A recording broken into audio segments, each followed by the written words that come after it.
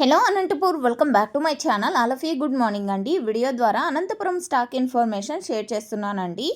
So ముందుగా ఈరోజు date వచ్చేసి 7వ తేదీ ఫిబ్రవరి నెల 2026వ సంవత్సరం. అండ్ ఈరోజు అనంతపురం టొమాటో మార్కెట్ స్టాక్ తీసుకుంటే కనుక నిన్నటితో పోలిస్తే పెద్ద డిఫరెన్స్ అలా ఏం లేదండి. ఒక 1000 బాక్సులు అలా డిఫరెన్స్ ఉంది అంతే.